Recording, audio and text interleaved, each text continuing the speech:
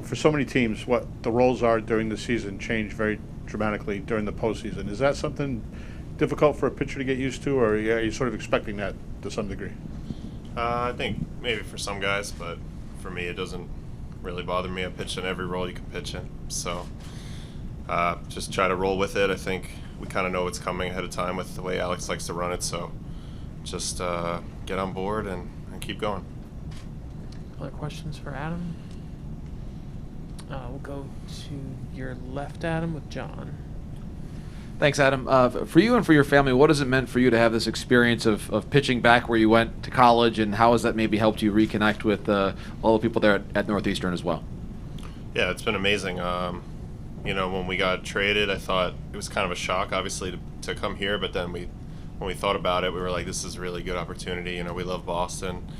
I went to school here. My wife went to school here, so for both of us, it's kind of special. We would always come back in the winters and stuff, and kind of be in our old stomping grounds again, walk around, kind of feel young again, I guess, and introduce our girls to the city. And, also with the school stuff too, been getting texts from teammates and my old college coach today, and everybody's very encouraging and that sort of thing. So it's really nice. I mean, even one of the grounds crew guys that is with us in the bullpen was a Northeastern graduate assistant coach on my baseball team, so I've known him forever, been able to reconnect with him. So honestly, it's just been kind of surreal, but trying to enjoy it.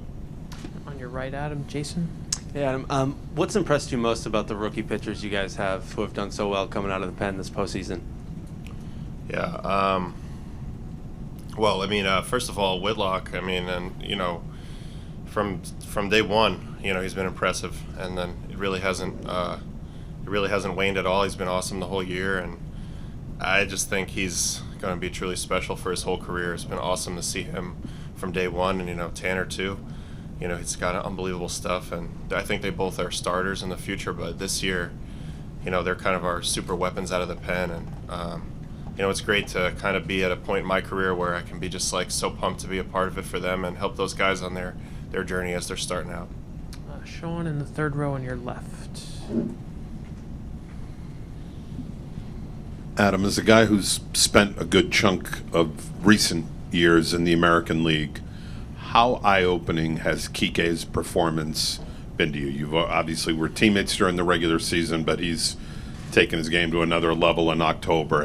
How much has that surprised you in terms of what he's been able to do last 5 or 6 games? Well, to be honest, I played against Kike a long time when he was with the Dodgers, and I was with the Rockies, and I think the Dodgers were always so talented that he was kind of an afterthought, I guess, for us across the way. But then slowly but surely over the years, started noticing how good he was and how much better he was getting.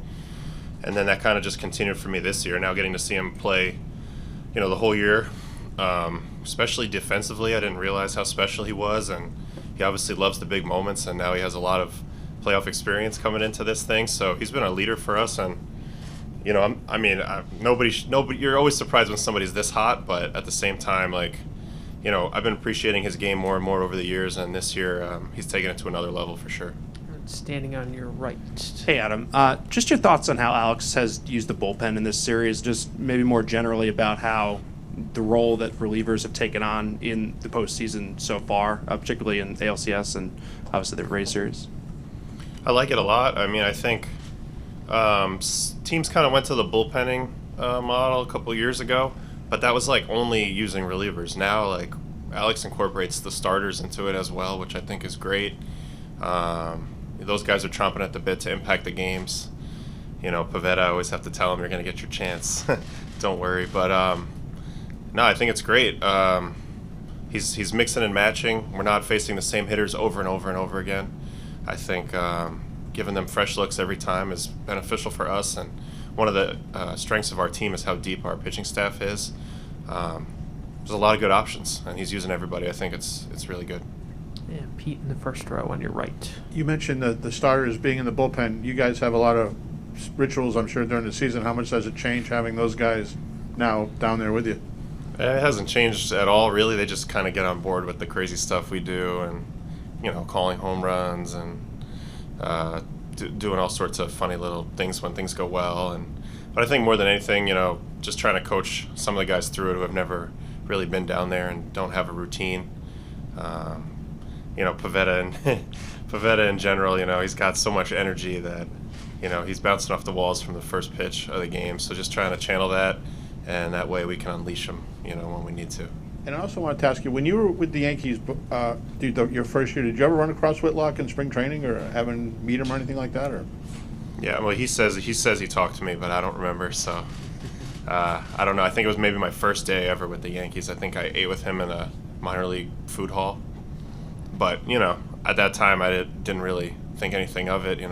Anybody that I hadn't seen before, I just I'm pretty quiet at first, but I couldn't be more excited that he's on this team, and we kind of have a shared obviously journey in that we both came from over there. So it was really great when we were able to win that wild card game and he was able to get those last outs. Like, I felt that was really kind of a good moment for him.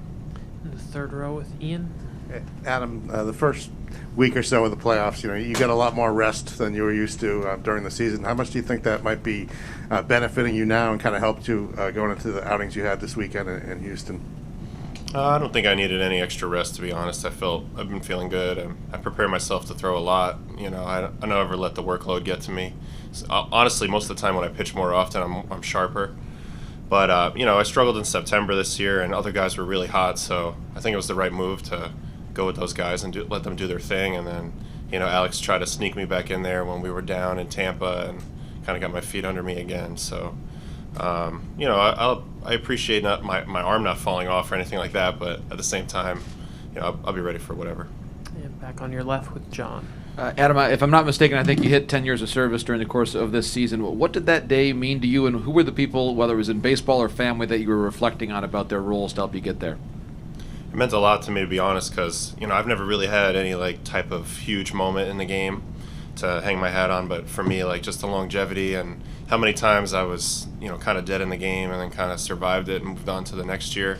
For me, that's been the story of my career, just trying to outlast everybody. And it wasn't just me, obviously my family and everybody that kind of conditioned me for that growing up back home in New York. So just really everything, I felt like for me getting to 10 years made me feel like I really did it and like I was a real big leaguer, and can't count me out in that way. So I don't know, it meant a lot for me. Hopefully my moment's still coming, and winning the ring would be the one for me. But the 10 years was something I was looking forward to for a long time, and I wanted to make sure I hit that. Second row, Jimmy. Can you explain that shirt? I mean, what are we looking at there? This is a Verdugo shirt. I don't know where it came from, but it's got his chain on it, and maybe that's his alter ego there. I don't know, but yeah, he handed him out. So, and we've been winning since I had this shirt on, so I'm keeping it. Other questions for Adam? Right up front here, Kev. Close game in game one, obviously winning by 4 in game 2. Talk to us about the team's confidence moving forward and potential for closing it out here in Boston. I mean, you guys haven't lost a game here at Fenway in a long, long time. What's the confidence of the team right now? I think we like where we're at. I think offensively, we feel like we're going to be able to score against them, and I think that's going to be the key. Is if we can beat Urquidy in game 3, then there won't be too many guys on that pitching staff who haven't given up some runs against us. So I think we're feeling pretty good as offensively, and I think pitching wise, we still have a lot of guys that haven't even thrown in this series, and we feel good about our depth. So plus playing in Fenway obviously is at a momentum.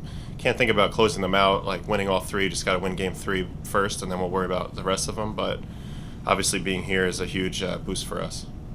Other questions for Adam? All right, Adam, thanks so much for coming Thanks. up. We appreciate it.